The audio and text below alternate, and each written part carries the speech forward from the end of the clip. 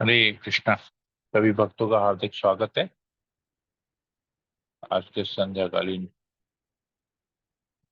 Sorry आज के सुबह के क्लास में। हम श्रीमद् भागवतम का अध्ययन कर रहे हैं। ब्रह्म विमोहन लीला। ब्रह्मा जी ग्वाल बालों पर बच्चों को चुरा के लेके जाते हैं और तो क्या अंजाम होता है। तो अब तक हमने पढ़ा कि किस प्रकार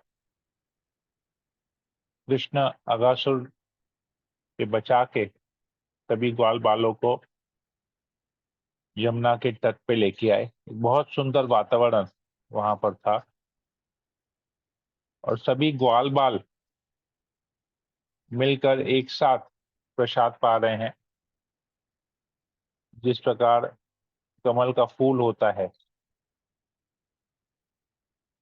सारी पंखुड़ियां उस मेन कमल के फूल के बीच में चारों ओर उसको घेरे हुए रहती हैं, इसी प्रकार कृष्ण जो बीच में बैठे थे और तो सारे ग्वाल बाल जो उसके चारों ओर बैठे थे, एक सुंदर कमल पुष्प के समान ही लग रहे थे। कृष्ण वो कोष था कमल पुष्प का, और जितने ग्वाल बाल थे वो पंखुड़ियों के समान थे।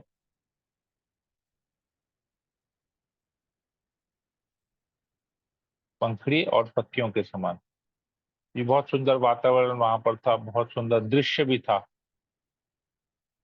और हर ग्वाल बाल को प्रतीत हो रहा था मानो कृष्ण उसे ही देख रहे हैं, उसके साथ खा रहे हैं, उसके उनके दिए हुए जो भी थे। और पूरे प्रकृति को उन्होंने एक थाली बना दिया था, जिसको जो मिला, किसी को पत्तियां मिली, किसी को फूल मिले, किसी को पत्थर मिले, जो जिसको जैसे मिला उसने वो अपना भोजन उसके ऊपर रख के प्रकृति को एक प्लेट थाली बना दी थी।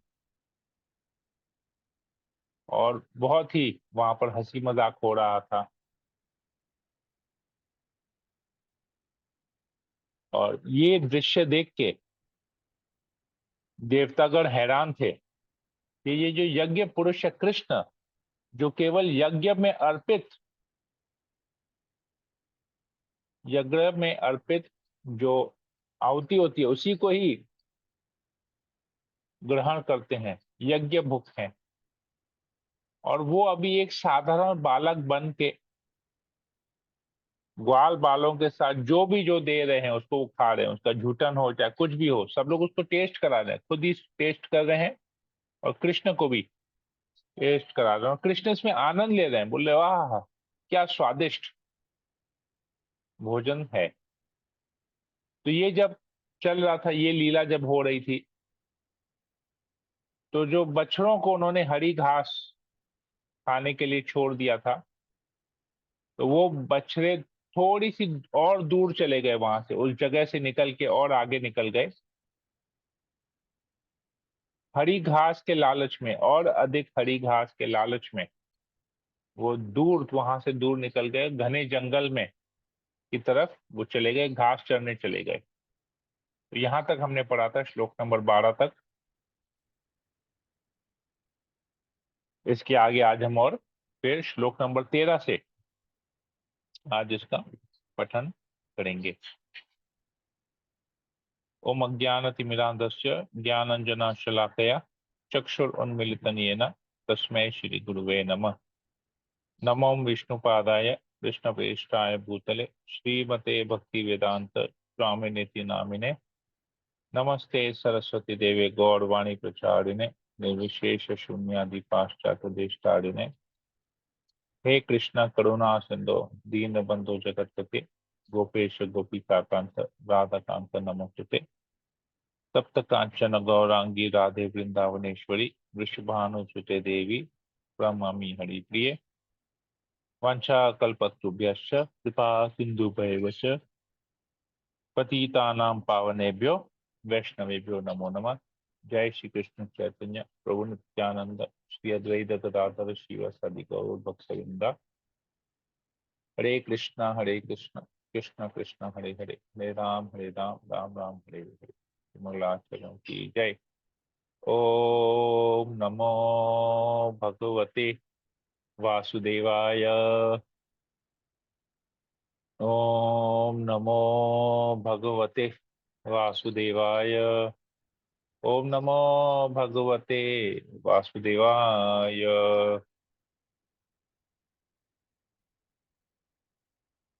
श्रीमद् भागवतम दशम स्कंद, अध्याय 13, श्लोक नंबर 13।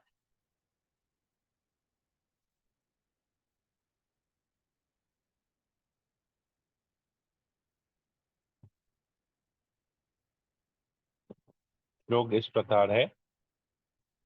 तान तान दृष्ट्वा भयशंत्रस्तान उचे कृष्णो से अभिभयम् मित्राणि आसान मा विरमते हानेष्ये वत्सकान अहम। तान दृष्ट्वा, जब कृष्ण ने देखा कि उनके ग्वारवाल मित्र डरे हुए हैं, तो भय को के भी भीषण नियंता उन्होंने उनके भय को दूर करने के लिए कहा, मित्रों खाना मत मत बंद करो, मैं स्वयं जाकर तुम्हारे बछड़ों को इसी स्थान में वापस लाए दे रहा हूं। तो ग्वालवाल डर गए। क्यों? बछड़ों को उन्होंने दूर जाते हुए देखा। अरे बछड़े तो हमको दिख नहीं रहे, कितनी दूर निकल गए वो लोग, सारे बछड़े। ये देखा और क्या हुआ? भय संत्रस्तान, तो ग्वाल बाल जो है भयभीत हो गए।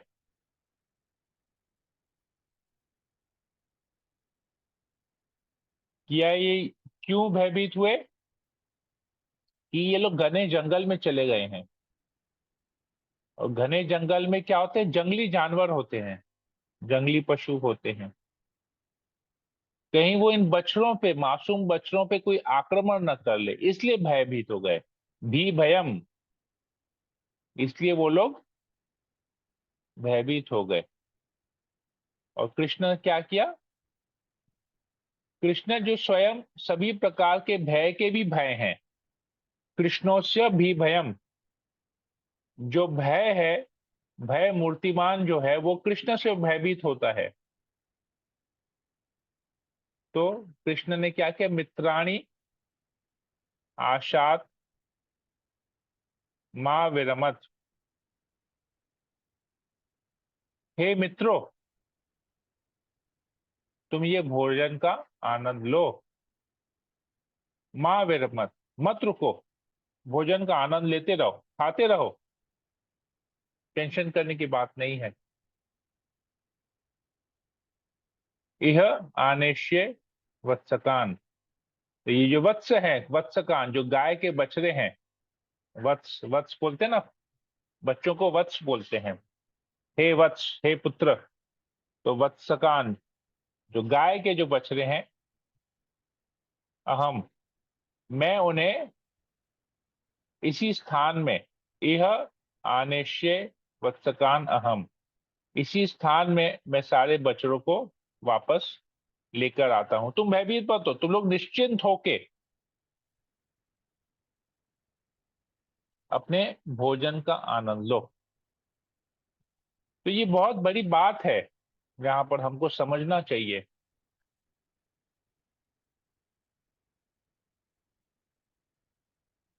कि जब कोई पूर्ण रूप से कृष्ण के समर्पण होता है, तो कृष्ण पर्सनली देखते हैं, उनके प्रॉब्लम्स का सलूशन कृष्ण पर्सनली निकालते हैं, भगवान पर्सनली करते हैं, देखते हैं कि मेरे भक्त को किसी भी की प्रकार की तकलीफ ना हो, किसी भी प्रकार का भय, किसी भी प्रकार का शोक ना हो। मैं देखभाल करूंगा। अगर किसी कारण से उसके जीवन में किसी प्रकार का प्रॉब्लम आता है, तो मैं स्वयं उसका सलूशन करूंगा, उस प्रॉब्लम का समाधान मैं स्वयं करूंगा। परंतु भक्त को निराश नहीं होने दूंगा, भक्त को दुखी नहीं होने दूंगा। ये हमको यहाँ से इस पर्टिकुलर श्लोक से हमको ये पता चलता है।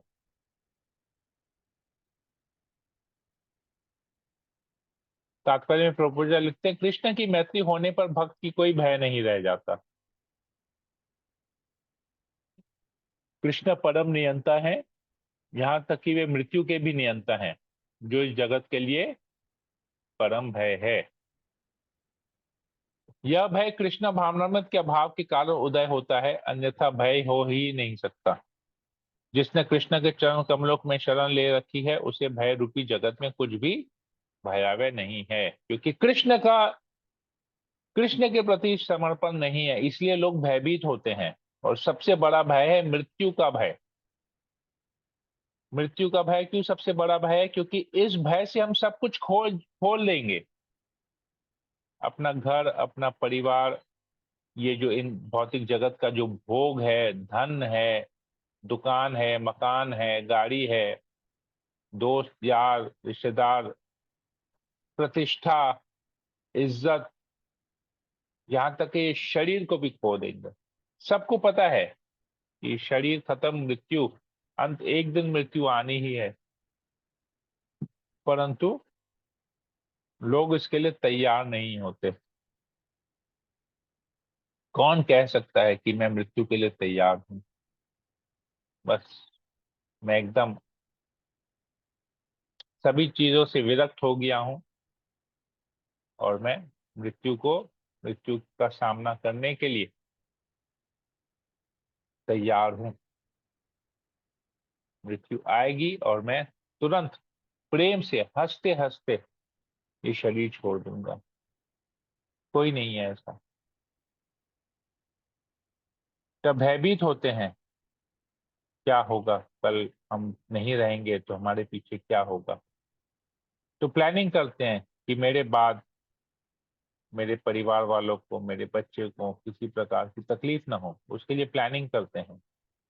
और प्लानिंग करते करते करते करते मृत्यु हो जाती है। अगर प्लानिंग कर ही रहे हैं, कोई अंत नहीं है उसका, और शरीर छोड़ देते हैं, तो ये सबसे बड़ा भय है।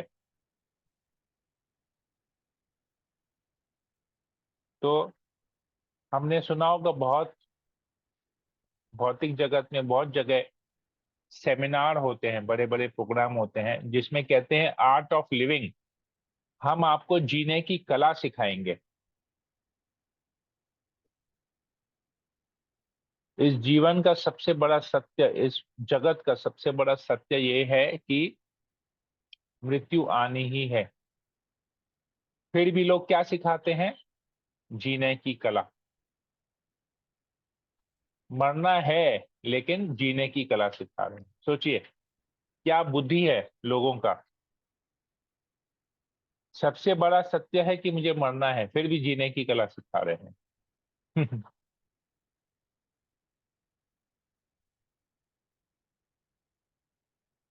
तो कितना कॉन्ट्राडिक्टरी है ये, विरोधाभास है ये। मृत्यु होनी ही है, फिर भी लोग जीने की कला सिखा रहे हैं। इस्कॉन क्या सिखाता है? मरने की कला। कृष्ण भावनामृत क्या है? समझना पड़ेगा। जीवन के साथ भी, जीवन के बाद भी जो कृष्ण के प्रति शरणागत है, उसे पता है कि ये भौतिक जगत टेम्पोररी है, ये भौतिक जीवन, ये शरीर टेम्पोररी है। हमारा असली लक्ष्य है कृष्ण के धाम जाना, जहां पर न जन्म होगा, न मृत्यु होगी, न बुढ़ापा होगा, न बीमारी होगी। अपने नित्य स्वरूप में, आत्मा स्वरूप में हम कृष्ण के साथ रहेंगे, उनकी लीलाओं में जाएंगे, भगवत धाम जाएंगे, जहां से वापस आना नहीं पड़ेगा कभी। इस भौतिक जगत में जन्म नहीं लेना पड़ेगा, जन्म नहीं लेंगे तो मृत्यु भी नहीं होगी। तो आर्ट ऑफ डाइंग, किस प्रकार हमारी चेतना किस प्रकार होनी चाहिए कि मरते के, मृत्यु के समय वही चेतना हो हमारी, और हम भगवत धाम जा सके। तो इसलिए इस्कॉन सिखाता है आर्ट ऑफ डाइंग। सारा जीवन इस प्रकार जियो कि मृत्यु के समय भी भगवान का स्मरण हो, भगवान का दर्शन हो। जैसे भगवत गीता में हम पढ़ते हैं, कृष्ण कहते हैं अंत काले च मामेम स्मरण मुक्त्वा कलेवरम। अंत काल में जो मेरा स्मरण करता है वो मेरे पास आता है। तो आर्ट ऑफ डाइंग हमको सीखना पड़ेगा, क्योंकि मृत्यु तो निश्चित है। तो जो निश्चित है वही सीखें, वही कार्य करें जो निश्चित है। आर्ट ऑफ लिविंग, मृत्यु होनी ही है लेकिन फिर भी जीने की कला सीख रहे हैं। तो जीवन इस प्रकार जीना चाहिए। तो आर्ट ऑफ डाइंग सीखना चाहिए कि मैं मृत्यु के समय मेरी क्या चेतना होनी चाहिए, ताकि मैं दोबारा जन्म नहीं लेना पड़े। ये बहुत इंपॉर्टेंट है। ये चीज कृष्ण यहाँ पर दिखा रहे हैं कि कृष्ण स्वयं गीता में कहते हैं कि मृत्यु भी मैं ही हूं। अब हमको डिसाइड करना है कि हमको मृत्यु के समय यमराज यमदूतों का दर्शन करना है या कृष्ण का दर्शन करना है। आर्ट ऑफ लिविंग सीखेंगे तो यमदूतों का दर्शन करेंगे, आर्ट ऑफ डाइंग सीखेंगे तो कृष्ण का स्मरण कर, कृष्ण का दर्शन करेंगे। ये यहाँ पर आता है, भागवतम में आता है, भवाम बुद्धि वर्तस पदम परम पदम पदम पदम यद विपदम न तेषाम। कहते हैं कि इस भौतिक जगत में हर पद में पदम पदम यद विपदम, हर पद में विपद है, हर कदम में खतरा है इस जगत में। पदम पदम यद विपदम न तेषाम। किंतु इस खतरे से कौन मुक्त है? भवाम बुद्धि वत्स पदम परम पदम, जिसने परम पद की, कृष्ण के चरणों की आश्रय ले लिया है, उसके लिए ये भौतिक जगत में किसी भी प्रकार की विपत्ता नहीं होगी। भवाम बुद्धि अर्थात भय का भौतिक सागर परम नियंता की कृपा से आसानी से पार किया जा सकता है। इस भौतिक जगत में पग पग पर भय तथा विपदा है, पदम पदम यद विपदम। किंतु जो लोग भगवान कृष्ण के चरण कमलों में शरणागत हैं उनके लिए ऐसा नहीं है। ऐसे व्यक्ति इस भयावह जगत से मुक्त कर दिए जाते हैं। समाश्रिता ये पद पल्लवम प्लवम महत पदम पुण्यशो मुरारे भवाम मुदि वत्सर पदम परम पदम पदम पदम यद विपदम न तेषाम। तो मुरारी का जिसने कृष्ण के महत पदम पुण्य यशो मुरारे, उन्होंने जिसका शरण ग्रहण कर लिया है कृष्ण का, ये सब प्रॉब्लम्स नहीं है। अतएव हर व्यक्ति को चाहिए कि निर्भीकता के स्रोत भगवान की शरण ग्रहण करे और इस तरह सुरक्षित हो लें। अगला श्लोक करते हैं। यही चीज ग्वाल बाल भी थे ना, आराम से खा रहे हैं। कृष्ण बोले बड़े टेंशन मत करो, मैं देखता हूँ। बच्चों का टेंशन है, मैं स्वयं उनको लेके आता हूँ जाके। इसलिए कृष्ण कहते हैं भगवत गीता में एक श्लोक आता है, भगवान उसमें कहते हैं I give what you lack and I preserve what you have। जो तुम्हारे जीवन में कमी है मैं उसकी पूर्ति करता हूं, और जो तुम्हारे पास है मैं उसकी रक्षा करता हूं। कृष्ण ये गीता में कहते हैं। तो जो है उसकी रक्षा कृष्ण कर रहे हैं, तो जो हमारे पास है उसकी रक्षा कृष्ण करते हैं, और जो नहीं है वो कृष्ण हमको प्रदान करते हैं। ये गीता में कृष्ण कहते हैं। अगला श्लोक, इति उक्त्वाद्रि दारिकुंज गह्वरेश्व आत्मवत्सकान विचिन्वन भगवान कृष्ण सपानी कवलो ययु। कृष्ण ने कहा, इति उवक इति उक्त्वा, कृष्ण ने कहा क्या, मुझे बच जाकर बछड़े लाने दो। अपने आनंद में खल्लल मत डालो। फिर कृष्ण ने क्या किया, अपने हाथ में दही तथा चावल लिए। भगवान कृष्ण तुरंत ही अपने मित्रों के बछड़ों को खोजने चल पड़े। वह अपने मित्रों को तुष्ट करने के लिए सारे पर्वतों, गुफाओं, झाड़ियों तथा संकरे मार्गों में खोजने लगे। तो सब जगह ढूंढने लगे कृष्ण। कृष्ण को कुछ ढूंढने की जरूरत है क्या? कृष्ण तो अंतर्यामी है।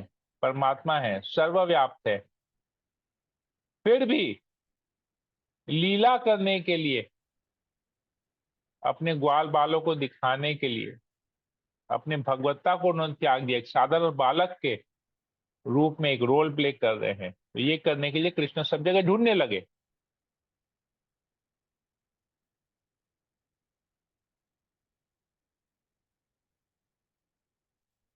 आगे आता है अगले श्लोक में, सुखदेव गोस्वामी कहते हैं महाराज परीक्षित को,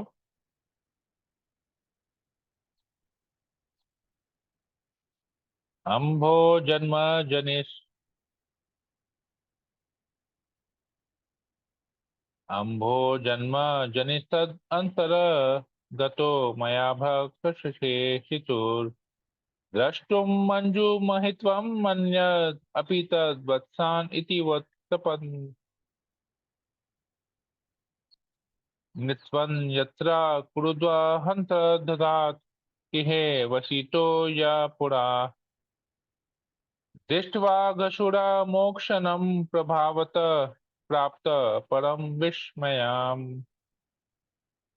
तो कहते हैं, हे महाराज परीक्षित, स्वर्ग लोक में वापस वास करने वाले ब्रह्मा ने अघासुर के वध करने तथा मोक्ष देने के लिए सर्वशक्तिमान कृष्ण के कार्यकलापों को देखा था और वे अत्यधिक चकित थे। अब वही ब्रह्मा कुछ अपनी शक्ति दिखाना और उस कृष्ण की शक्ति देखना चाह रहे थे, जो मानो सामान्य ग्वाल बालों के साथ खेलते हुए अपनी बाल लीलाएं कर रहे थे। इसलिए कृष्ण की अनुपस्थिति में ब्रह्मा सारे बालकों तथा बछड़ों को किसी दूसरे स्थान पर लेकर चले गए। इस तरह वे फंस गए, क्योंकि निकट भविष्य में वे देखेंगे कि कृष्ण कितने शक्तिशाली हैं। तो ये क्यों हुआ? जब अघासुर का वध किया तो ये ब्रह्मा ने ये देखा कि ये कृष्ण है कौन। है तो लग तो रहा है एक साधारण सा ग्वाल बाल, परंतु लगता है बहुत शक्तिशाली है। ब्रह्मा जी सोच रहे हैं, लगता है इसमें कुछ विशेष शक्तियां हैं। मैं तो इस जगत का सृष्टा हूं, मैंने तो ये बनाया नहीं, इस जीव को तो मैंने बनाया नहीं, इतना शक्ति कहां से आया? सृष्टिकर्ता मैं हूं, ब्रह्मा जी सोच रहे हैं। मैं ही रचना कर रहा हूं, मैं ही सृष्टि कर रहा हूं, और इतना शक्तिशाली मनुष्य मैंने तो बनाया नहीं, मेरी जानकारी से कैसे छूट गया ये? चलो देखते हैं, इसकी शक्ति को टेस्ट करते हैं। मैं ही अपना एक थोड़ा सा अपना योगिक ऐश्वर्य दिखाता हूं इसको, अपनी योग शक्ति दिखाता हूं। तो कृष्ण वहां पर ग्वाल बालों के साथ भोजन कर रहे थे, ब्रेकफास्ट कर रहे थे, आनंद ले रहे थे। तो ब्रह्मा जी ने क्या किया? बछड़ों को चुरा लिया। बछड़ों को माया द्वारा प्रभावित करके, मोह मोह माया द्वारा, माया जाल, मायावी हो बन के बछड़ों को चुरा लिया। थोड़े दूर और हरी घास दिखाते दिखाते उनको मायावी शक्ति से भ्रंश करके अपने पास रख दिया। अब कृष्ण ढूंढने गए तो ब्रह्मा जी वहां पर भी आए और ग्वाल बालों को अपनी मायावी शक्ति से बेहोश कर दिया, और ग्वाल बालों को भी उठा के लेके गए। ये सोच रहे थे कि चलो देखते हैं अभी कृष्ण कौन है, क्या जादूगरी, क्या कलाकारी करता है वो, मेरे से पंगा ले, मेरे से पंगा लेके देखूं। मैं चाहता हूं मेरे से पंगा ले, देखे क्या करता है वो, क्या शक्ति है उसमें, आई मैं भी चेक करता हूं। तो ब्रह्मा जी ये सोच के ये कार्य करते हैं कि चलो पहले बछड़ों को चुराते हैं, फिर ग्वाल बालों को चुराते हैं। तो ये प्रभुपाद जी बहुत सुंदर ये बात लिखते हैं तात्पर्य में।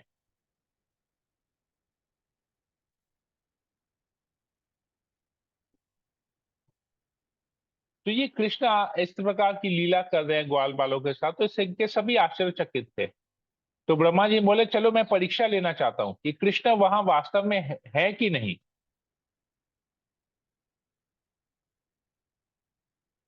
तो कहते हैं कमल भी भौतिक होता है, और जो भी भौतिक शक्ति के माध्यम से उत्पन्न होता है उसमें चार भौतिक दोष होते हैं: भ्रम, प्रमाद, विपलिप्सा तथा कण कणा पाटव। इस तरह ब्रह्मा भी फंस गए। तो ब्रह्मा जी भूल गए कि वो भी इस भौतिक जगत के एक जीव हैं। तो ब्रह्मा जी भी 84 लाख योनियों में आते हैं। तो सभी जीवों में, जो भी इस भौतिक जगत में जो जीव है, चाहे वो उच्चतर लोक में हो, चाहे निम्नतर लोक में हो, चाहे भूलोक में हो, सब में चार त्रुटियां होती है, चार दोष होते हैं। क्या दोष, चार दोष है? एक भ्रम। भ्रम होता है, सब लोग भ्रम में सब लोग गलती कर बैठते हैं, क्योंकि उनको सही और गलत का पता नहीं होता। तो हम में से हर एक जीव गलती करता है, कोई भी जीव परफेक्ट, पूर्ण नहीं है। हर एक जीव त्रुटि करता है। प्रमाद, हम लोग धोखा खाते हैं, हम लोग माया में के वश में रहते हैं, इल्यूजन में रहते हैं। भ्रांत होने की प्रवृत्ति। विप्रलिप्सा, छल कपट करने की, दूसरे को धोखा देने की प्रवृत्ति होती है, झूठ बोलने की प्रवृत्ति होती है सब हर व्यक्ति में। सब लोग झूठ बोलते हैं, कभी ना कभी किसी ना किसी समय में सब लोगों ने झूठ बोला है, अभी भी बोल रहे हैं। तथा कणापट पाटव, अपूर्ण इंद्रियां, हमारी इंद्रियां अपूर्ण है, पूर्ण नहीं है, डिफेक्टिव है हमारी सेंसेस। क्यों? अंधेरा होता है, लाइट बंद कर दे तो हमको कुछ दिखता नहीं है, तो इंद्रियां अपूर्ण हुई ना। रोशनी होती है तो दिखता है, अंधेरे में कुछ नहीं दिखता, तो हमारी इंद्रियां परफेक्ट नहीं है। ये चार दोष हर जीव में, भौतिक जगत के हर जीव में पाया जाता है, यहाँ तक कि ब्रह्मा में भी ये चार है। तो भ्रमित हो गए हैं, ब्रह्मा जी भ्रमित हो गए, कृष्ण की लीला को देख के वे भी भ्रमित हो गए। भ्रम, त्रुटियां करना, और इस भ्रम में उन्होंने गलती कर दी, कृष्ण को चैलेंज करने चले। ये, तो हम में भी ये है दोष, हम भी कृष्ण को चैलेंज करते हैं। कैसे कृष्ण को चैलेंज करते हैं? उनके भक्तों को बोलते हैं कि क्या तुम खाली कृष्ण कृष्ण करते हो, कृष्ण ही भगवान है क्या? शिव जी भगवान है, गणेश भगवान है, माता रानी, सबसे ऊपर में माता रानी है, काली माँ सर्वश्रेष्ठ है, काली कृष्ण एक, लोग कहते हैं, हमारे बंगाल में बहुत फेमस कहावत है, काली कृष्ण एक। काली और कृष्ण में कोई फर्क नहीं समझते हैं। खाटू श्याम, लोग खाटू श्याम जाते हैं राजस्थान में, कहते हैं वही तो कृष्ण है। तो ये भ्रम है लोगों का। तो जब ब्रह्मा जी जब भ्रमित हो सकते हैं, तो हम जैसे तुच्छ जीव हैं, क्या हम में है? तो ये सब लोग भ्रमित हैं। तो अब ब्रह्मा जी को एक, अभी भगवान एक सबक सिखाएंगे, तो वो सबक हमको भी सीखना चाहिए कि कृष्ण से ऊपर कोई नहीं है। कृष्ण को कभी चैलेंज नहीं करना चाहिए, उनके भक्तों को कभी चैलेंज नहीं करना चाहिए, कृष्ण के अस्तित्व को चैलेंज नहीं करना चाहिए, कृष्ण की तुलना किसी और के साथ नहीं करनी चाहिए। ब्रह्मा जी ने ये गलती की। तो अतः ब्रह्मा देखेंगे कि भगवान कृष्ण किस तरह अपनी शक्ति का विस्तार करते हैं। ब्रह्मा जी को दिखाएंगे, कृष्ण तुम अपने आप को बड़ा नियंता समझते हो, आओ मैं तुमको दिखाता हूँ अभी क्या है। तो ये चीज यहाँ पर आता है, कैसे करते हैं कृष्ण, अभी हम लोग अगले श्लोक में पढ़ेंगे, 16 नंबर से, ये हम लोग कल पढ़ेंगे।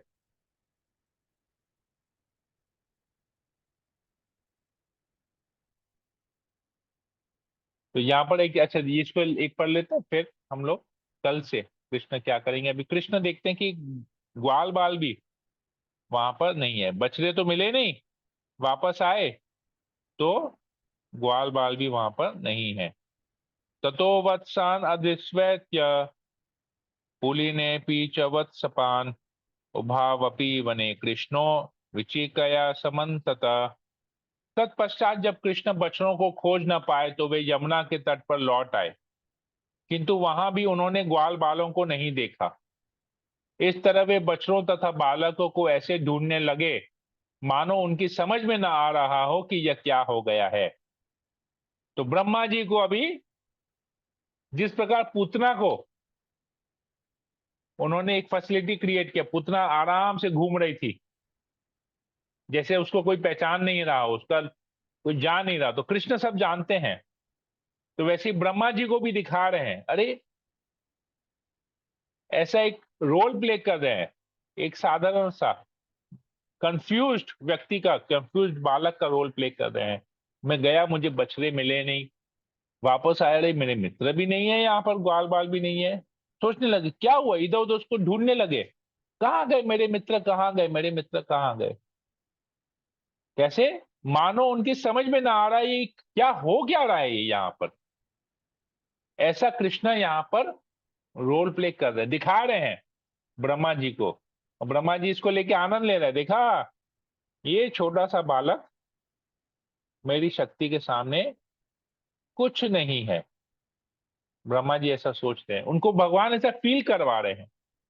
अहंकार, ब्रह्मा जी में और अहंकार आया जा रहा है, तो हमें भी अहंकार आता है। देखा, सबसे धनी मैं हूं, मैंने ये कार्य कर दिया, मैंने इतना पैसा कमा लिया, मैंने ये लिया, मैंने वो किया, मैंने ऐसा किया, मैंने वैसा किया, मेरी प्रतिष्ठा होगी, मेरा नाम हो गया। ये सब कुछ जब हम सोचते हैं और तुरंत एक सेकंड में मृत्यु मूर्तिमान रूप में आता है और हमको लेके चले जाता है, आत्मा को शरीर से निकालते, शरीर का धड़ा रह जाता है। ये माया है, भगवान की माया शक्ति है, जो मनुष्य को, जीव को ऐसा फील करवाती है कि वही सब कुछ है, वही स्वामी है, वही नियंता है। ब्रह्मा जी को भी फील करवा रहे हैं कृष्ण। ब्रह्मा को लग रहा है मेरी मायावी शक्ति से कृष्ण भ्रमित हो रहे हैं, जबकि कृष्ण की मायावी शक्ति से ब्रह्मा जी भ्रमित हो रहे हैं, उल्टा हो रहा है। तात्पर्य प्रभुपाद लिखते हैं, कृष्ण तुरंत समझ गए कि ब्रह्मा ही बालकों तथा बच्चों को चुरा ले गए हैं, किंतु वे अबोध बालक की तरह उन्हें इधर उधर ढूंढने लगे, जिससे ब्रह्मा कृष्ण की माया को न समझ सके। यह सब नाटकीय ढंग से हुआ। नाटक का पात्र हर बात जानता रहता है, किंतु मंच पर वह इस तरह कार्य करता है कि लोग उसे समझ नहीं पाते। रोल प्ले कर रहे हैं, ड्रामेटिक रोल प्ले कर रहे हैं कृष्ण ड्रामा में। उसको पता है कि क्या हो रहा है, लेकिन जो लोग उसको देखते हैं उनको लगता है कि अरे क्या हो रहा है, समझ में नहीं आ रहा है। तो इस तरह से ये हो रहा है यहाँ पर। हरे कृष्णा। तो जब कृष्ण बछड़ों तथा उनके पालक ग्वाल बालकों को जंगल में कभी कहीं भी ढूंढ ना पाए, तो वे तुरंत समझ गए कि यह ब्रह्मा जी की ही करतूत है। हरे कृष्णा। तो यहीं पर ये रखते हैं, श्लोक नंबर 17 तक, 18 से हम कल आगे पढ़ेंगे। हरे कृष्णा। किसी भक्त को कोई प्रश्न हो, कोई हाँ कमेंट हो? प्रभु जी, हरे कृष्णा। हरे यस, कृष्ण। यस विनीता जी, धन्यवाद प्रभु जी। बोलिए। धन्यवाद, प्रभु बोलिए। अब जो आप बोल रहे हैं कि ब्रह्मा जी भी भ्रमित हो गए ये लीला में, हम्म। हम्म। तो मेरा ये सवाल था कि जैसे कि जब एक कृष्णा बुक जब हम पढ़ते हैं तो उसमें बताते हैं कि सुरभि जो गाय है वो ब्रह्मा जी हम्म। के पास रोज से आती है, हम्म। क्योंकि इतना उस समय जो डीमन जो इतना डोमिनेटेड थे, हम्म। तो हम्म। फिर हम्म। ब्रह्मा जी भगवान को प्रार्थना करते हैं और फिर हम्म। भगवान तो बताते कैसे कैसे देवी देवता को हम्म। भेजा जाए, भगवान आएंगे। हम्म। तो हम्म। और एक बहुत ही इम्पोर्टेंट श्लोक भी है ब्रह्मा संहिता में, ईश्वर परमा कृष्णा सचिदानंद विग्रह हम्म। अनादि अनंत। हम्म। तो मैं हम्म। यही क्वेश्चन था कि जब ब्रह्मा जी ये सब कुछ जानते हैं, तो ब्रह्मा जी क्या भगवान पे ये रूप नहीं देखे थे, कृष्ण रूप, तो वो भ्रमित हो गए यस, और उन्होंने ये किया? ब्रह्मा जी कृष्ण का रूप नहीं देखे थे। अच्छा। उन्होंने केवल जब वो विष्णु। श्वेत द्वीप के उधर तट पर खड़े थे, क्षीर सागर के तट पे खड़े थे, तो वहां पर केवल उनको वाणी आई, उनको भगवान विष्णु की वाणी आई कि मैं प्रकट होऊंगा, लेकिन कृष्ण के रूप में प्रकट होऊंगा ये उन्होंने नहीं बताया। बोले तुम लोग खाली वृंदावन में जाओ, गोकुल में जाओ और सभी देवताओं को इंस्ट्रक्शन दिए तुम लोग वहां जाके प्रकट हो, बस सबके घर में प्रकट हो जाओ। उन्होंने अपने बारे में, अगर आप ध्यान से पढ़ेंगे ना, वो बोले कि मैं आऊंगा, मैं वृंदावन में आऊंगा, मथुरा में जन्म लूंगा, यहाँ पर जन्म लूंगा। बाकी किस रूप में जन्म लूंगा वो नहीं बताया था। और गीता में कृष्ण कहते भी है ना कि जब मैं आता हूं तो देवतागण भी मुझे समझ नहीं पाते कि मैं स्वयं भगवान हूं। भगवत गीता में श्लोक आता है that even the demigods don't understand, cannot understand that I am God, that I have come in my original transcendental form। मैं अपने दिव्य रूप में प्रकट होता हूं। देवता भी ये समझ नहीं पाते, बड़े बड़े ऋषि मुनि भी यही समझ नहीं पाते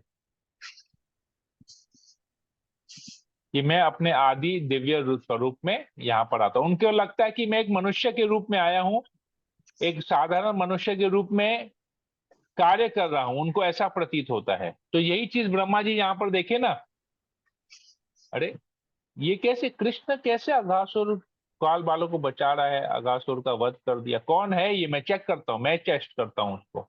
तो ब्रह्मा जी टेस्ट करते हैं। इंद्र का भी यही प्रॉब्लम होता है, जब गोवर्धन लीला तभी होती है। इंद्र का भी ये सब घमंड, ये माया के द्वारा होता है, घमंड के द्वारा होता है। तो हम भी तो भ्रमित हो रहे हैं ना। पता है, सबको पता है, भारत भूमि में जन्म हुआ, सबको पता है कि कृष्ण भगवान है, फिर भी भ्रमित है ना। कृष्ण को कोई कितने जने लोग हैं जो कृष्ण को भगवान नहीं मानते, या सबको एक ही स्तर पे मानते हैं। अभी फॉर एग्जाम्पल ले लीजिए गुरु ग्रंथ साहिब में, गुरु ग्रंथ साहिब में कृष्ण को भगवान कहा गया है। देयर इज वन शब्द इन गुरु ग्रंथ साहिब कि केवल कृष्ण ही भगवान है, बाकी सब देवी देवता हैं। कृष्ण सबके नियंता है, गुरु ग्रंथ साहिब में ये आता है। लेकिन कितने सरदार जो गुरु ग्रंथ साहिब, या कितने भी लोग जो गुरु ग्रंथ साहिब को मानते हैं, क्या कृष्ण को भगवान मानते हैं? एक कृष्ण सब देव देवा देव आत्मा हाँ, आत्मा वासुदेव। ये है एक। मैं आप लोगों के साथ एक वर्स शेयर करता हूँ, अशोक चक्रानी प्रभु को तो बहुत अच्छी तरह से पता है, फिर भी। एक कृष्ण। हाँ, you have the just let Gurbani me, page 41। नहीं नहीं, मैं इसमें खोल लेता हूँ ना, एक कृष्ण सरब देव। यस, ये देखिए, एक कृष्ण सब देव देवा देवता आत्मा आत्मा वासुदेवा। हाँ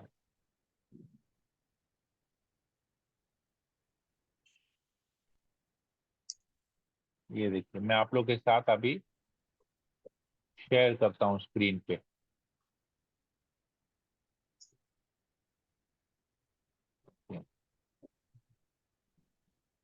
कितना सरल दिया है सब, पर हम लोग, क्योंकि हम लोग एक्सेप्ट नहीं करना चाहते। प्रॉब्लम ये है, हमारा एक्सेप्टेंस का प्रॉब्लम है। हमारा अहंकार इतना ज्यादा है ना कि हम एक्सेप्ट नहीं करना चाहते। देखिए, एक कृष्ण सरब देव देव देवात आत्मा आत्मा वासुदेवस्य जे को जानी भियो, नानक ताका दास हई सोई निरंजन दियो। मतलब क्या है? एक कृष्ण, बाकी सब देवता हैं, और इन देवताओं को भी आत्मा कौन है, परमात्मा कौन है? कृष्ण है। तो कृष्ण ही सभी देवताओं के परम आधार्य देव हैं। सभी देवताओं के आधार्य देव भी कृष्ण है, और सभी आत्माओं का भी परम आत्मा कृष्ण है। आत्मा वासुदेवस्य जे के जानी भयो। तो नानक कहते हैं मैं उसका दास हूं जो कृष्ण को समझता है, जो कृष्ण की लीलाओं को, वासुदेव, वासुदेव कौन है? वासुदेव कृष्ण है, जो ये कृष्ण की इस अचिंत्य शक्ति को जानता है कि जो आत्मा इस कृष्ण के इस परमात्मा स्वरूप को जानता है, मैं उसका दास हूं। और नानक ताका दास ही सोई निरंजन दियो। कहते हैं, नानक कहते हैं मैं उसका दास हूं, मतलब मैं उस भक्त का दास हूं। हम लोग में क्या सिखाया? दास दास दासानुदास। बिकम नहीं, the Das humble servant, servant. become the servant of the servant of Krishna. So this is what Guru Nanak Dev Ji is telling. कि मैं उसका दास हूं। उस जो ये चीज जानता है कि कृष्ण ही भगवान है, कृष्ण ही परमात्मा है, कृष्ण सभी देवताओं के नियंता हैं, जो व्यक्ति, जो जीव इस, जो आत्मा या जो जीव आत्मा इस बात को जानता है, मैं उसका दास हूं। गुरु नानक देव जी कहते हैं, I am the servant to that devotee who knows that Krishna is supreme, Krishna भगवान है। तो ये चीज गुरु ग्रंथ साहब में आता है। और and how many people who follow Guru Granth Sahib except that Krishna is God? A big question mark हमारे जीवन में, because according to Sikhism, Sikhism के हिसाब से गुरु ग्रंथ साहिब भी महान है, और जहां गुरु ग्रंथ साहिब है वहां किसी भी मूर्ति रूप में, विग्रह रूप में किसी की पूजा सेवा नहीं करनी चाहिए। They are against this deity worship. तो सोचिए क्या हालत है, लिखा हुआ है क्लियरली।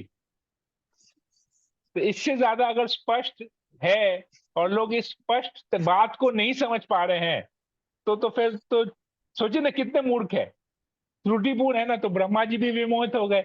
यहां लिखा हुआ है, वहां कृष्ण दिखा रहे हैं कि मैं भगवान हूं और ब्रह्मा जी समझ नहीं पा रहे हैं। यहां पर लिखा हुआ है, गुरु नानक देव जी कह रहे हैं कि कृष्ण भगवान है, और लोग गुरु नानक देव को पूज रहे हैं लेकिन उनकी कृष्ण को नहीं पूज रहे हैं।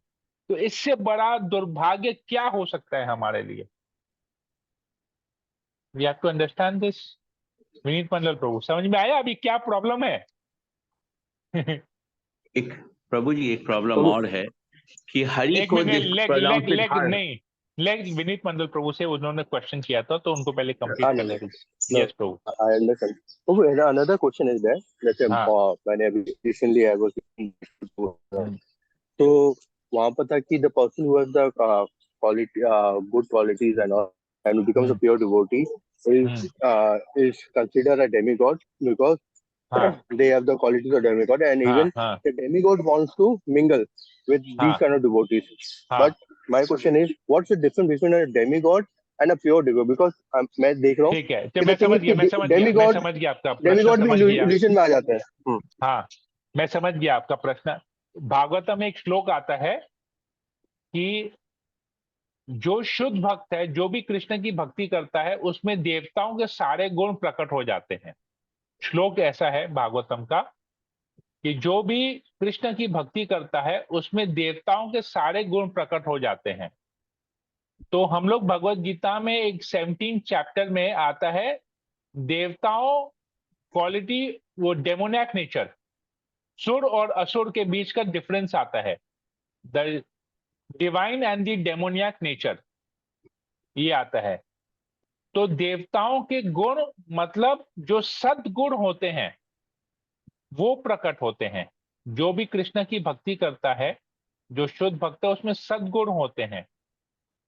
लेकिन सद्गुणों के अलावा देवताओं में एक एक्स्ट्रा क्वालिटी है कि वो स्वर्ग लोक में ना देवताओं के लिए इंद्र तृप्ति का, सेंस ग्रेटिफिकेशन या सेंस एंजॉयमेंट का जो फैसिलिटी है, वो स्वर्ग लोक से पृथ्वी लोक से 1000 गुना ज्यादा वहां फैसिलिटी है, इनटू 1000 टाइम्स। ठीक है, ये थोड़ा सा क्लैरिफाई कर लेते हैं, पहले भी हमने बताया था, शायद मिस हो गया होगा। पृथ्वी भूलोक के मुकाबले स्वर्ग लोक में 1000 गुना ज्यादा सुख सुविधाएं हैं। ये पॉइंट क्लियर है? तो जो भी व्यक्ति भक्ति करता है इस भूलोक में रह के, पृथ्वी लोक में रह के, जो भी व्यक्ति भक्ति करता है उसमें देवताओं के गुण मतलब स्वर्ग लोक के जो वासी हैं, स्वर्ग लोक के जो निवासी है, उनके गुण प्रकट होते हैं। परंतु यहां पर भोग करने की फैसिलिटी कम है स्वर्ग के मुकाबले, तो इसलिए वो लोग भोग में नहीं लगते हैं। वो क्योंकि शुद्ध भक्त स्वर्ग जाने की इच्छा भी नहीं रखता है, वो केवल भगवान की भक्ति करना चाहता है। स्वर्ग लोक इस प्रकार है, अगर हम उसको अपने भौतिक बुद्धि से अगर हमको समझना चाहते हैं, स्वर्ग लोक इस समान है जिस प्रकार आप डिस्को में घुस के हरे कृष्ण महामंत्र का जप करें या डिस्को में घुस के भागवतम या गीता का पाठ करें, तो संभव है क्या? आप अगर एक डिस्को में चले गए या एक मूवी हॉल में, चलिए एक मूवी हॉल में जाते हैं, सिनेमा हॉल में जाके, पिक्चर हॉल के अंदर जाके जहां पर पिक्चर चल रहा है, वहां पर आप बैठ के जप कर पाएंगे क्या? जप क्या है? भक्ति करने का नहीं एक नहीं। साधन है। इट इज साधना। भक्ति करने का साधना है, जप करना, भागवत पढ़ना। वहां पढ़ पाएंगे क्या? हालांकि आप भक्त हैं, आप भक्ति कर रहे हैं, आप 16 माला जप कर रहे हैं, आप गीता पढ़ रहे हैं, भागवत पढ़ रहे हैं, लेकिन वही कार्य अगर आपको सिनेमा हॉल के अंदर बोल करने के लिए दिया जाए, आप कर पाएंगे? नहीं कर पाएंगे। क्यों? क्योंकि सिनेमा हॉल के अंदर इंद्र तृप्ति का विषय ज्यादा है। वहां पर सेंस ग्रेटिफिकेशन, वो जगह क्या है? सेंस ग्रेटिफिकेशन का जगह है, इंद्र तृप्ति का जगह है। तो इंद्र तृप्ति के जगह में हालांकि आप भक्त है, आप भक्ति नहीं कर पाएंगे, आप साधना नहीं कर पाएंगे। हालांकि आप भक्त हैं, तब भक्ति कहां कर पाएंगे? जहां पर इंद्र तृप्ति नहीं है, राइट, भौतिक भोग नहीं है, वहां पर आप भक्ति कर पाएंगे। तो स्वर्ग का यही हालत है। स्वर्ग में इंद्र तृप्ति का भोग करने का इतना ज्यादा फैसिलिटी है कि आप भक्त होने के बावजूद भी वहां भक्ति नहीं कर पा रहे हैं, साधना नहीं कर पा रहे हैं। आप समझ में आया एक भक्त और देवता में क्या अंतर है? Yes, Lord. क्लियर है? Yes, Lord. Okay, thank you. Hare Krishna. Yes, Ashok Sakrani Prabhu, अभी आप बोल सकते हैं। No, we'll discuss it tomorrow. Okay, ठीक है। Okay. Hare Krishna. Thank you. Hare Krishna. तो किसी भक्त को और कुछ प्रश्न है और कुछ कमेंट? आशा रानी माता जी बोलिए। हरे कृष्ण प्रभु जी, दंडवत। हरे कृष्णा, बोलिए। मैं भी उनकी पूरा उनकी लीला सुनी, उनकी आपसे ही मुख से सुना था कि उनकी ग्वाल गोपालों के साथ गैया को चुरा लिया था। लेकिन आज की जो डिटेल में है, इतना अच्छे से सुना, तो ऐसा लग रहा है कि सब कुछ हम लोग फिर से उसी चीज में जी रहे हैं और वो सब महसूस कर रहे हैं। तो उनकी इतनी अच्छी लीला थी। और उसमें आपने एक बात और कही कि वो तो मेरे ख्याल से हर भक्त के लिए बहुत ही अच्छी लाइन है वो, जीवन के साथ भी और जीवन के बाद भी। वो इतनी अच्छी लाइन लगी कि जैसे वो LIC पॉलिसी में बोलते हैं ना, जीवन के साथ में वो बहुत अच्छा लगा। और बेटी भी उनकी सुन रही थी, तो मैंने उनको बोला कि देखो कितनी अच्छी लीला चल रही है ग्वालों की, तो वो भी सुन रही थी, पूरा सुन रही थी। तो अभी निकल गई वो थेरेपी के लिए। तो वो पूछ रही, मम्मी ये जो भगवत गीता है वो सबसे पहले किसने लिखी? तो मैंने कहा हम लोग जो पढ़ रहे हैं वो प्रभुपाद जी की लिखा हुआ अनुवाद सब पढ़ रहे हैं। बोले प्रभु जी से पूछ के रखना कि भगवत गीता लिखी किसने? मैंने कहा व्यास देव ने लिखी है। भगवत गीता एक्चुअली क्या है? महाभारत जो महापुराण है, महाभारत पुराण में उसका एक अंश है भगवत गीता, उसको गीतोपनिषद कहते हैं। तो जो महाभारत का एक पार्ट आता है भगवत गीता। महाभारत कब से है? पांडवों का, पांडु पुत्रों का से लेके पूरा एंड तक महाभारत है। और उस महाभारत के बीच में एक कुरुक्षेत्र का युद्ध आता है, और उस कुरुक्षेत्र के युद्ध के प्रारंभ में भगवान ये गीता अर्जुन को सुनाते हैं। तो it is just part of the Mahabharata Purana, परंतु ये सारे वेदों के ऊपर है, इसको गीतोपनिषद कहते हैं। ठीक है, तो ये व्यासदेव जी ने लिखी है। जी प्रभु। ये भागवतम के शुरू में ही आता है कि व्यासदेव की करुणा होती है। मैं रिकॉर्डिंग में बोला था, शायद मिस हो गया होगा। व्यासदेव की करुणा थी, व्यासदेव ने देखा, व्यासदेव के पास इस प्रकार की दिव्य दृष्टि थी क्योंकि वो भगवान के शुद्ध भक्त थे, वो भगवान के शक्तिवेश अवतार हैं व्यासदेव। तो उन्होंने देखा कि किस प्रकार कलयुग में जीव जो हैं इतने गिर जाएंगे। उन्होंने फ्यूचर देखा, कलयुग के जीव इतने मंद बुद्धि के होंगे, इतने अल्प आयु के होंगे, इतने ज्यादा इंद्र तृप्ति में डूबेंगे कि वो लोग इन सब शास्त्रों को नहीं समझ पाएंगे। ये जो 4 वेद हैं इनको समझ नहीं पाएंगे, इनका पठन नहीं कर पाएंगे। तो उन्होंने इन 4 वेदों का सार में भागवतम लिखा, और भागवतम के अंदर में फिर उन्होंने सारे ये गीता लिखा, महाभारत लिखा, रामायण लिखा, ये सब कुछ उन्होंने इन राइटिंग लेके आया। इसके पहले लोग केवल बोलते थे, दूसरा सुनता था और समझ जाता था। फॉर एग्जाम्पल आप देखिए, अर्जुन को कृष्ण ने गीता का उपदेश दिया, अर्जुन ने लिखा क्या बैठ के? बोले कि अरे रुको रुको रुको, मैं भूल जाऊंगा, मैं लिख देता हूँ, रुको रुको रुको, मैं भूल जाऊंगा, मैं लिखता हूँ, ये पॉइंट बहुत इंपॉर्टेंट है, मैं नोट कर रहा हूँ, ये पॉइंट बहुत इंपॉर्टेंट, मैं नोट कर रहा हूँ। ऐसा तो कभी हुआ नहीं, हमने पूरे गीता में 700 श्लोक में कहीं पर भी ऐसा नहीं पढ़ा या ऐसा किसी के मुंह से नहीं सुना कि अर्जुन बोले रुको रुको यार कृष्ण, तुम बहुत स्पीड जा रहे हो, समझ में नहीं आ रहा है, दोबारा दोहराओ, या रुको मैं इसको नोट करता हूँ। नहीं, उनमें इतनी बुद्धि थी कि वो सुनते थे और उनको समझ में आ जाता, उनको याद हो जाता था। पर हम लोग उस बुद्धि के नहीं है, इसीलिए व्यासदेव ने हम जैसे बद्ध जीव, कलयुग के जीवों के लिए सब कुछ को राइटिंग में ला दिया। उन्होंने संकलन कर लिया सबका कि ही ये लो, ये गीता, ये इतने श्लोक है, इतने श्लोक है, सब कुछ रिटन में दे दिया ताकि हम इसको पढ़ के श्रवण कर सके, समझ सके, क्योंकि संस्कृत हमको समझ में आएगा नहीं। तब तो कृष्ण तो हिंदी, इंग्लिश और मराठी ये सब लैंग्वेज में तो बात नहीं करते थे, कृष्ण संस्कृत में बात करते थे। देवनागरी देवताओं का स्क्रिप्ट है, देवनागरी देवनागरी का भाषा है ये संस्कृत। तो संस्कृत में सब कुछ होता था, सारा वार्तालाप संस्कृत में होता था। संस्कृत को कहते हैं मदर ऑफ ऑल लैंग्वेजेस। तो संस्कृत से ही इस की सब भाषाएं आई हैं। तो ये इसलिए व्यासदेव जी ने इसको लिखा।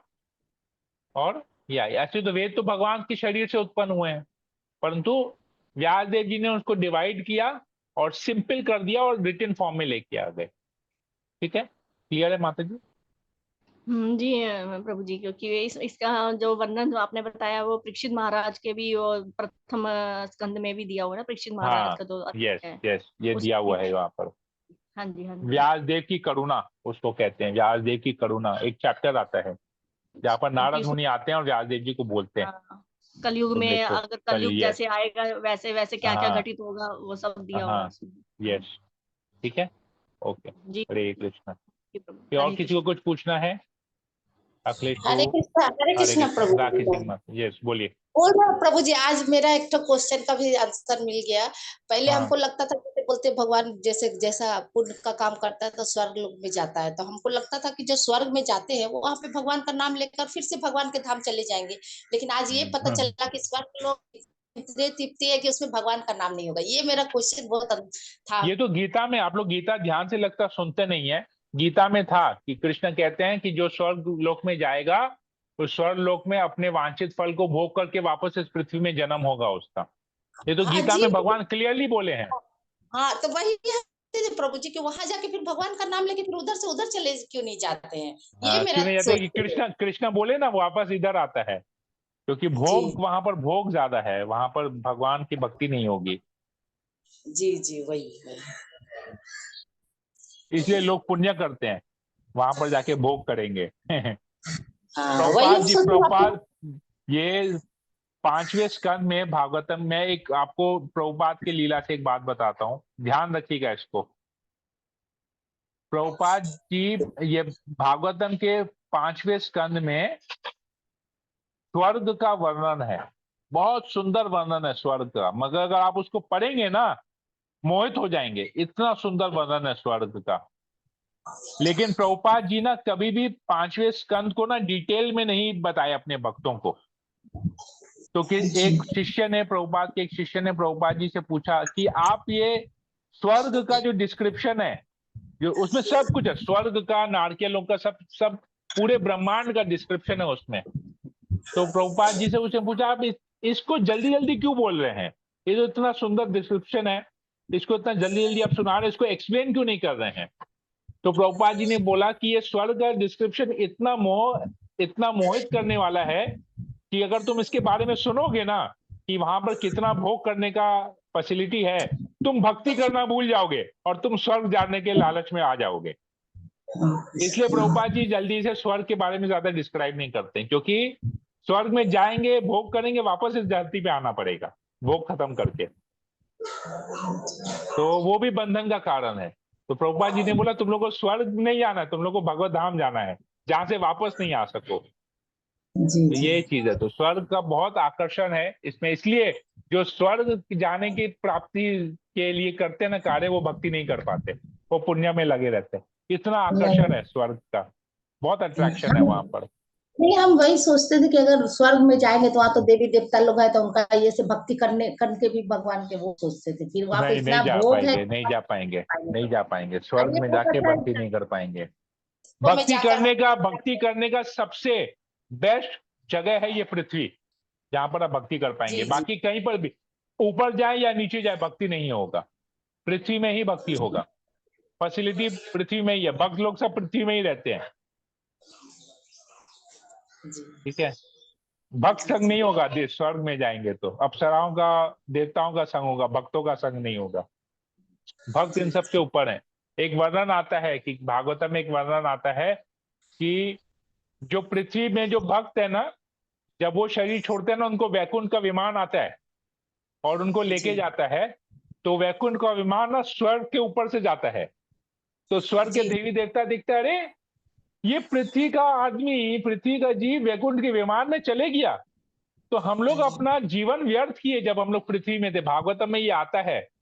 तो वो देवतागण सोचते हैं कि हमने अपना जीवन पृथ्वी में, जब हमको भक्ति करने का मौका मिला, हम लोगों ने अपना जीवन व्यर्थ किया, स्वर्ग आने के लालच में वहां जीवन बिताया, और वो लोग वहां पर बैठ के रोते हैं कि ये कैसे, और आश्चर्यचकित हो जाते हैं, ये पृथ्वी का जीव भगवत धाम चले गया, हम लोग रह गए, हम लोग पृथ्वी के जीव से भी ज्यादा, भक्त से भी ज्यादा तुच्छ हैं। ऐसा भागवतम में आता है वर्णन।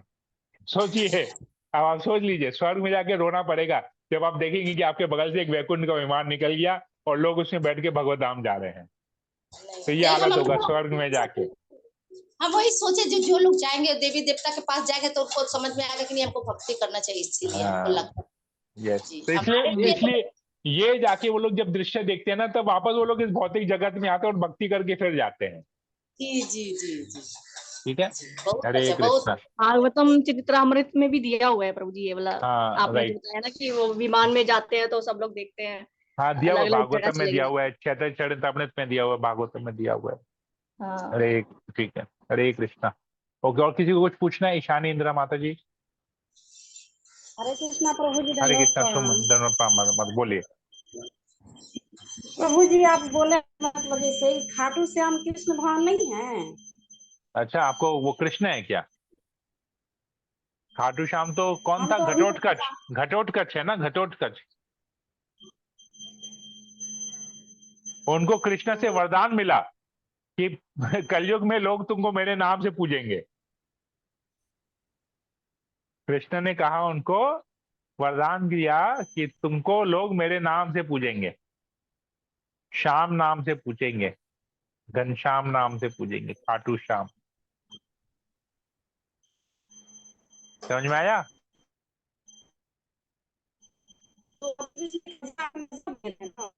हाँ, खाटू श्याम के बारे में आप लीला नहीं सुने हैं क्या? खाटू श्याम का लीला सबको पता है यहाँ पर। खाटू श्याम का लीला। हरे कृष्ण खाटू श्याम। हरे कृष्णा। यस। प्रभु, तमने जी स्थान दे दिए थे ना अपना थे, मतलब वो तो बोले हम मतलब श्याम की मतलब रूप पूजाएंगे, तो मनो अपना रूप दे दिए थे ना, तो कृष्ण भगवान के रूप नहीं, थोड़ी नहीं, ना नहीं, वो। रूप नहीं दिए, रूप नहीं दिए। अपना काहे, उनको खाली वरदान दिए कि लोग तुमको मेरे नाम से पूजेंगे, बस। अच्छा, तो मैंने कृष्ण भगवान वो नहीं है? कृष्ण नहीं है वो, कृष्ण का नाम खाली उनको मिला है। कृष्ण के बारे में बर्बरिक, बर्बरिक हम था तो ना, हमसे बर्बरिक। बर्बरिक था, ये तो बर्बरिक। समझ में आता है हम जैसे, मगर हम सोच रहे थे कि कृष्ण भगवान का रूप वो भी है। ना, ना, ना, बर्बरिक, बर्बरिक था ना। बर्बरिक। बर्बरिक कौन था? बर्बरिक का गर्दन किसने काटा था? जो वो बताइए पूरी आप लोग को। महाभारत देख ली थी ना पेड़ पर बैठ के, वही है ना कृष्ण महाराज भगवान। प्रभु जी? हाँ, महाभारत, हाँ, तो ये महाभारत में बर्बरिक का वध किसने किया? श्री कृष्ण भगवान। कृष्ण ने कृष्ण कहा। भगवान हाँ, है। कब किया? प्रभु जी, प्रभु वो जी 3 वध बार नहीं किया था, उन्होंने शीश का दान मांगा था बर्बरीक से कि मुझे हाँ, शीश का दान दो। हाँ, हाँ। फिर फिर उन्होंने बोला कि आप मुझसे शीश का दान मांग रहे हो, तो आप कोई साधारण मनुष्य तो नहीं हो सकते हो, तो आप हाँ, कौन हो? आप मुझे अपने असली रूप में प्रकट होइए। हाँ, तब कृष्ण जी ने उनको अपना असली रूप प्रकट किया। हाँ, हाँ। फिर उन्होंने अपना शीश का दान दिया और बोला लेकिन मैं इस युद्ध को देखना चाहता हूँ। तो कृष्ण जी ने Yes, उनको आप सही बात पे आए। बर्बरिक को युद्ध देखने का अनुमति दिया है, युद्ध करने। ये महाभारत युद्ध के प्रारंभ से पहले ही हो गया ये। हाँ तो वो बर्बरिक को बोला कि ठीक है तुम पूरा दृश्य देखो महाभारत का। तो बर्बरिक से पूछा गया कि ये जो युद्ध हुआ, बर्बरिक से पूछा गया कि जब ये युद्ध हुआ तो इस युद्ध में किसने किसका वध किया। तो बर्बरिक ने बोला कि मैंने देखा कि कृष्ण ने ही सबका वध किया इस युद्ध में। और बर्बरिक को ये भगवान आशीर्वाद देते हैं कि तुमको कलयुग में लोग मेरे नाम से पूजेंगे। कृष्ण नहीं है वो, कृष्ण का नाम उनको मिला है, केवल कृष्ण की कृपा मिले, कृष्ण के आदेश मिला है। तो अगर हम खाटू श्याम को पूछते हैं कृष्ण के रूप में तो वो गलत है, लेकिन खाटू श्याम को पूछते हैं कि वो बर्बरिक है और कृष्ण का भक्त है, कृष्ण की कृपा मिली है। भक्त के रूप में अगर उसको पूजेंगे तो हमको कृष्ण की भक्ति मिलेगी, लेकिन भगवान के रूप में पूजेंगे तो अपराध मिलेगा, कृष्ण नहीं मिलेंगे, अपराध मिलेगा। समझ में आया अभी बात?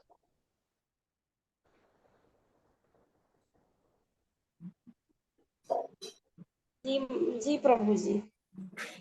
ठीक है, क्लियर हो गया? तो हर किसी के तत्व को जानना चाहिए, तत्व जानना जरूरत। तत्व जानेंगे जब शास्त्र पढ़ेंगे, शास्त्र नहीं पढ़ेंगे, इसके उसके मुंह से सुनेंगे तो तत्व कभी जान नहीं पाएंगे।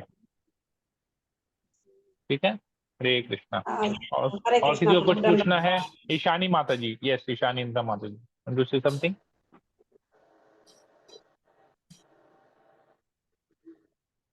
हरे कृष्णा, ईशानी इंद्रा माता जी, you want to say something? प्रभु जी बस वही बता रही थी कि उसी ने पूरा विटनेस किया था यस, महाभारत का युद्ध पेड़ पर। ओके, ठीक है, हरे कृष्णा। ठीक है, हरे तो हम लोग कृष्णा। सेशन, अच्छा हम लोग सेशन को यहीं पर ही एंड करते हैं।